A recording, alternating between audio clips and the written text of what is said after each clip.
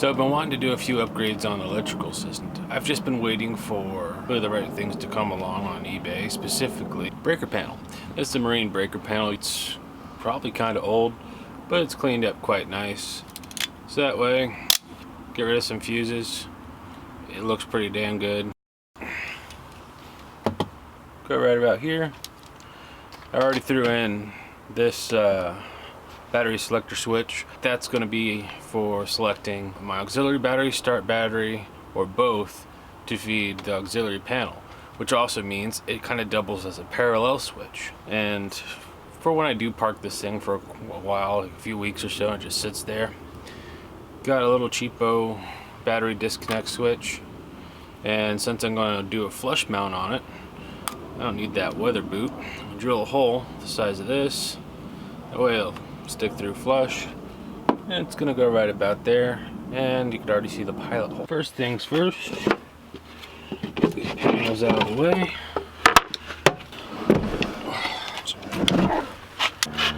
But this is only 3/8 plywood, and that's seems like it's got a pretty decent lip on there.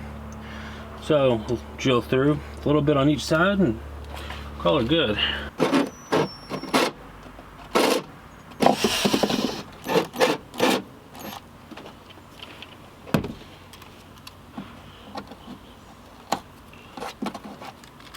Did go up to 1 inch. Yeah, that'll do. So I have plenty of depth for the key. Got about ½ inch between before it even hits the fluffy padding of the carpet. Now, set it in place as a guide. I want the holes to be. Now, since it's going to be on the back side, if I do it like this, the bolts are going to be right on those. So I'll do up and down.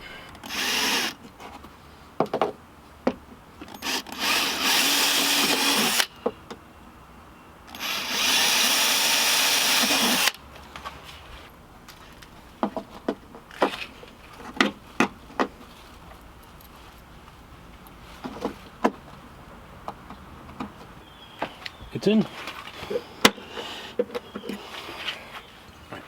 So pulled all the breakers out. Has 2 little grounding studs on the back. Set it like this.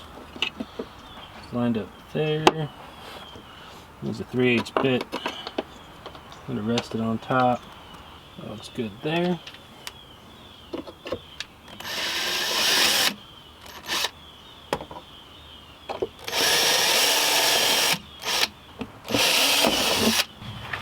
So now, I know these holes aren't going to be at the edge. So I'll just come in a little bit. Drill 4 holes with this big son.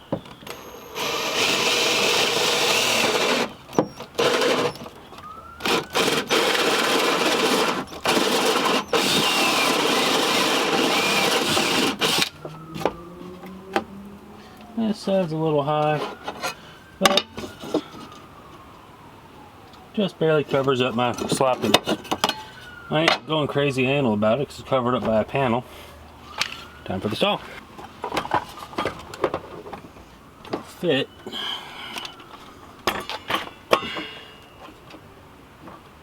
Just barely.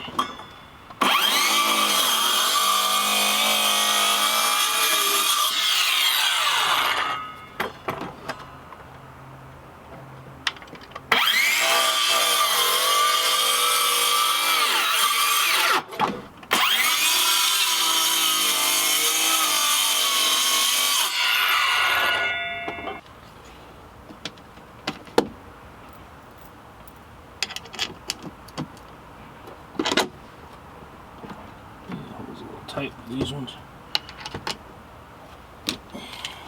Yeah.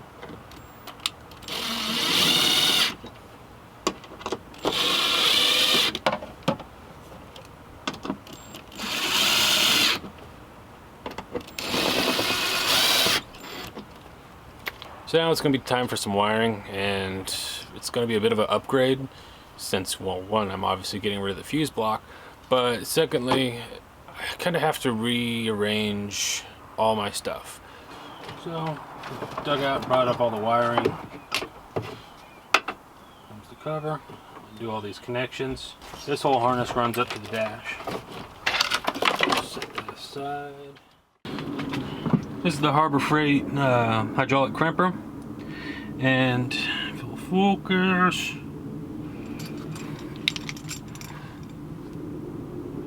it says 0 gauge. It's definitely not, as this is a 2 gauge wire. So the same ends that I used before. This one I used the big crimpers, and it gives you quite an ugly crimp on a 2. So keep that in mind if you buy one of these. These jaws are way off. While we're on the topic of Harbor Freight tool review, these were like, I think like $14. It did pretty good. Didn't cut cleanly as I'd hoped. Chopped this end off. This wire, by the way, I've mentioned it in a couple other videos, is out of a Chrysler 300, and it's also the same as a Dodge Charger and the Dodge Magnum. These are fantastic finds at the junkyard since the batteries are in the trunk. There's a bulkhead connector on the firewall underneath the passenger side carpet.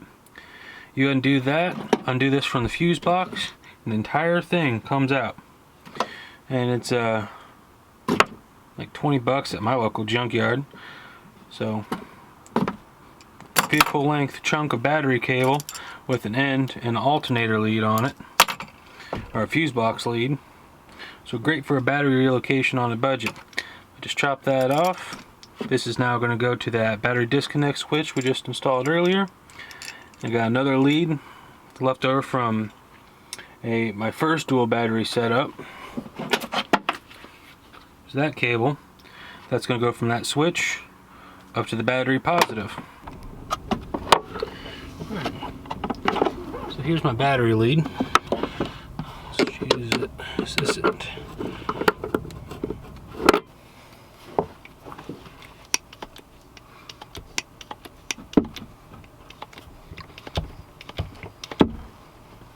So there it is.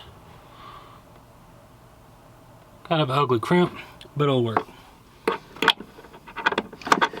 Put one, since this is my main battery, calling it number 1. There we go. Snug fit. A thin little nut. This doesn't have to be stupid tight.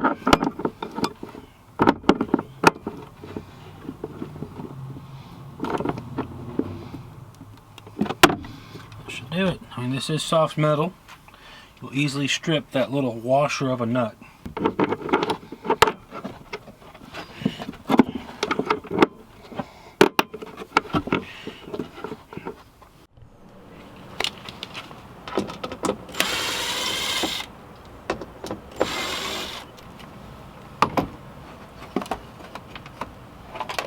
I'll run the wires through.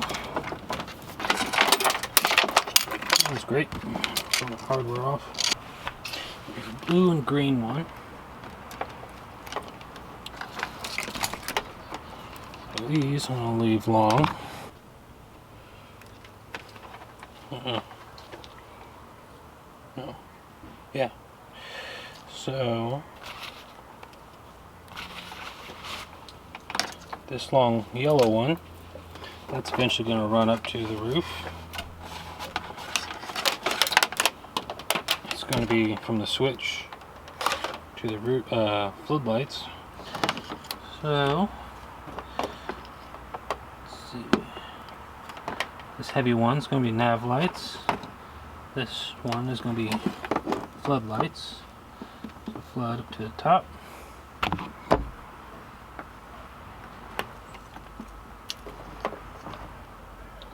Nav lights there.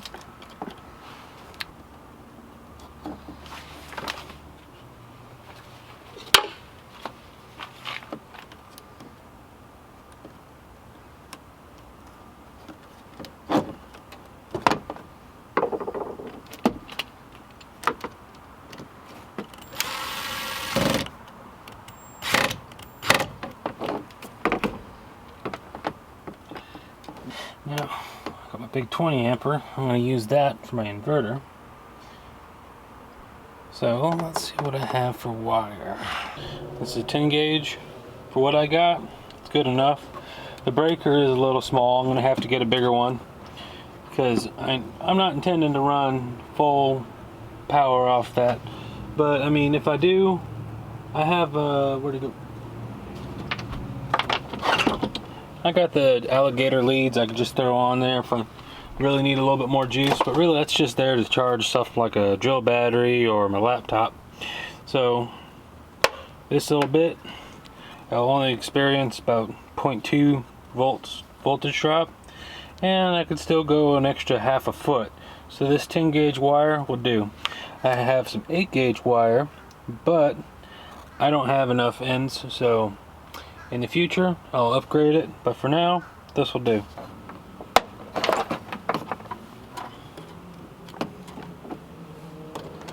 Long ass screw.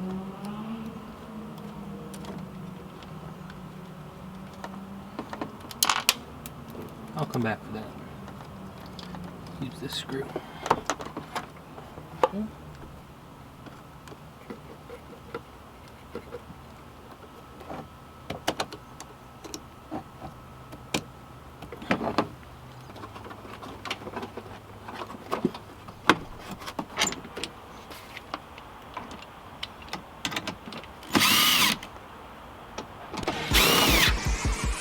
Feel just like a rock star.